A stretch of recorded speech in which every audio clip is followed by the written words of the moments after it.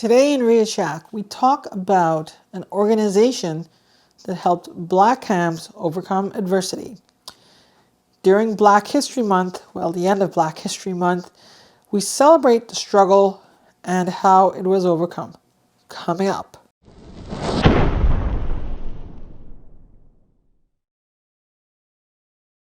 Hi everybody, I am Ria. My call sign is N2RJ. I'm a ham radio operator, and on this channel we talk about all things ham radio and other radio related hobbies and activities. If you do like the content, stick around, give us a like and hit subscribe and hit the notification bell so you know whenever new videos go live. I thank you very much for watching. We have a lot of good videos and I really appreciate all the support. All right, so it is Black History Month in the US and we're talking about amateur radio. So we know about some of the more obvious heroes who fought against discrimination for the Black community in America, but a few of them are really unsung heroes. And we talk about amateur radio in the context of amateur radio saving lives and helping people, because it is a voluntary, non-commercial communications service with respect to providing emergency communications. Emergency communications is not really just going out and when all else fails that we go and we basically go and help out the government recover and our local communities. No, sometimes it's just personal communications. And a lot of people have been taking up interest in amateur radio because they want to enhance their capability for personal communications, for personal emergency communications. So one such organization is OMIK, and they're pronounced OMIK, like oh Mike, like oh I have a mic in my hand and I'm talking on the radio. I guess that was kind of like a play on words, right? But OMIK was started, they were founded on August 17, 1952 as the OMIK Electronic Communications Association. They were founded by a group of Black hams from the states of Ohio, Michigan, Indiana, and Kentucky. And their mission was to deal with discrimination. Now, they weren't getting on the radio and telling people don't discriminate. No, they were actually solving a pertinent problem for the Black community. You see, a lot of people use amateur radio as assistance when they're traveling. I mean, it's obvious, right? You use your ham radio. Mobile radios are really nice and they're reliable when you don't have cell phone coverage. I mean, back in the 1950s, they didn't even have cell phones. I think cell phones only came out in like the 70s and 80s. So radio was really the only communication method available, whether it's CB radio or ham radio. So there was a lot of discrimination. There were hams who got on the air. If they hear somebody who quote unquote sounded Black, they would refuse to talk to them. It was really sad what was going on. I mean, you probably don't hear as much of that today. But back then it was really pervasive because it was kind of, I'm almost ashamed to say it was acceptable in society to do that at that time. So anyway, Black travelers had problems finding places for lodging. Like, they're driving and they need a hotel room for the night, or they're looking to get food to eat, because they're traveling and obviously you get hungry. And a lot of ham radio clubs didn't offer Black Americans the ability to join them. So they were heavily discriminated against. So eventually they founded this organization that was meant to help with the needs of the Black community. So the first meeting was held on the campus of Wilberforce College, which is now Central State University near Dayton, Ohio. Somehow Dayton has some ham radio. It's Ham Radio City. I think they should rename that city to Ham Radio City. So the first people involved were Llewellyn W8TKE of Detroit, Michigan. He inspired hams that he knew, to form a regional association of Black hams within the states of Ohio, Michigan, Indiana, and Kentucky, basically the Midwest and Great Lakes. Lawrence D.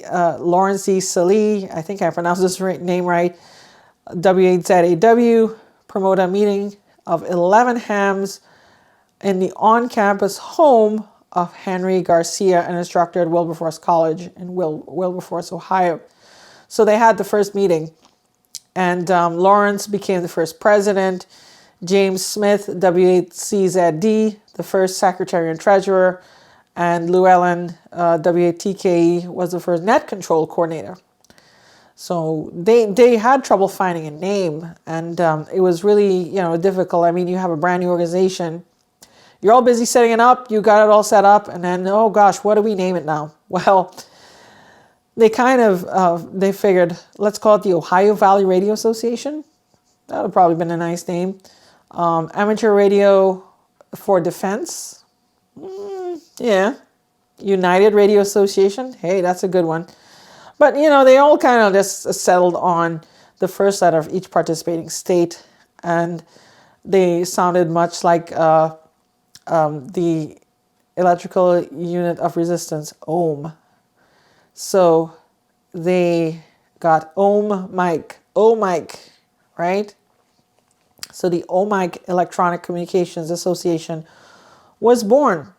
And then later on, they incorporated in the state of Michigan. So they kept the name until they changed to OMIK Amateur Radio Association in 2001. Incorporated, of course.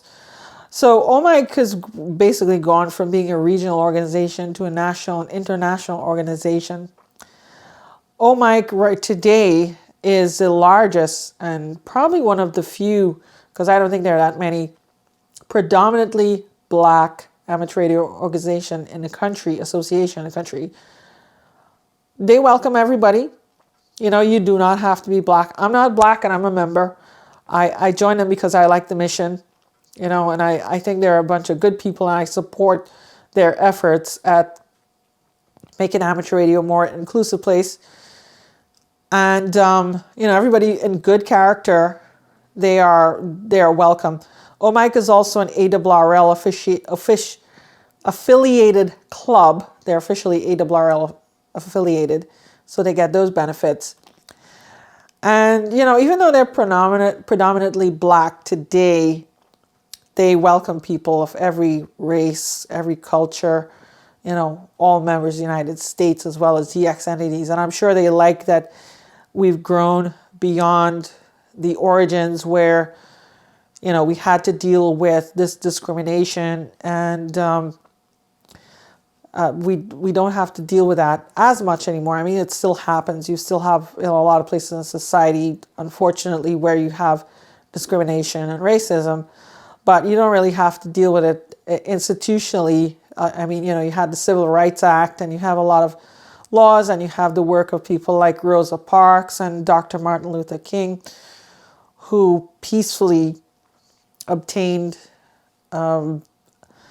legislation and peacefully got people to treat others as equals. I mean, there's still a lot of work to do, but I think it's really good. So they have several facets of their mission. They're promoting fellowship while advancing the art of amateur radio, straight out of basis and purpose. Expand and upgrade the ranks of amateur radio operators. They're pro-growth for ham radio. Provide public service and further international goodwill. Again, another part of Part 97, basis and purpose. Coordinate OMIK affiliated ham radio clubs. So they affiliate clubs as well.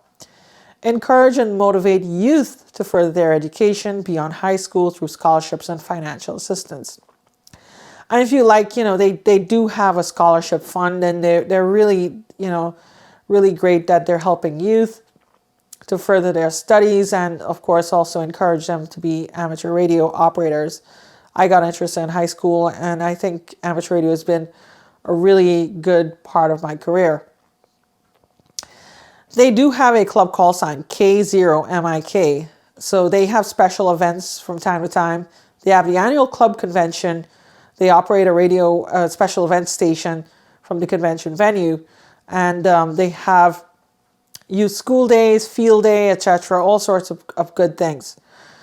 So, the state director, state coordinator or member is approved by the OMIK president. And they have a really vibrant Facebook group, and they have a really vibrant community of people and discussions that are really friendly. I mean, they're a great group of hams. I think I first learned about them in 2006 at Dayton Hamvention. I saw their booth at Dayton. One of my friends, Joel Wagner, N2IAG, he began telling me the story of OMIK. I'm like, wow, okay, these people are great. It's really great that they overcame that adversity. So, I'm hoping in the future, I'm already talking to them. I'm going to have a couple of them come on the channel, and we're going to have a little bit of a panel discussion, surrounding the history of OMIK and also what they do and some of their mission. And you can check out their website. I'll link their website below. They have a website at omikradio.org, but they actually they're in between web hosting providers.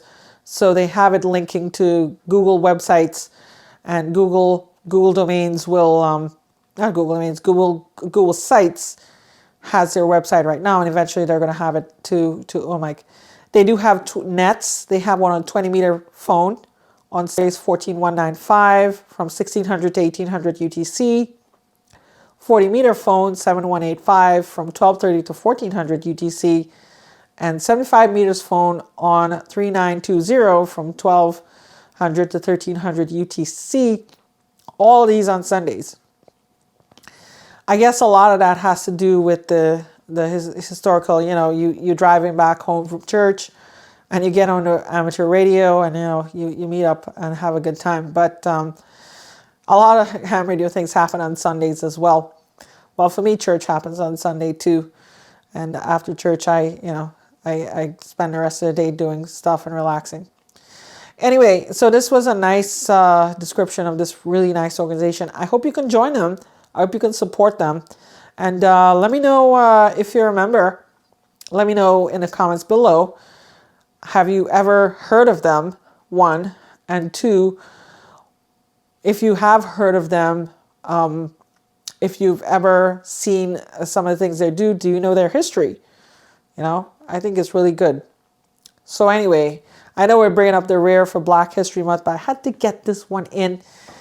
And I really hope that they can continue their mission, and we can all make amateur radio a more inclusive place, because you know what? This hobby's for everybody. Thanks for watching. If you like the content, please like and subscribe. I do appreciate all the subscribes. I do appreciate all the likes. Spread the word. We're growing fast and furious, and I really love it. All right, 73, this is Rhea, N2RJ, and you know what I always say? Keep on Hammond. See ya!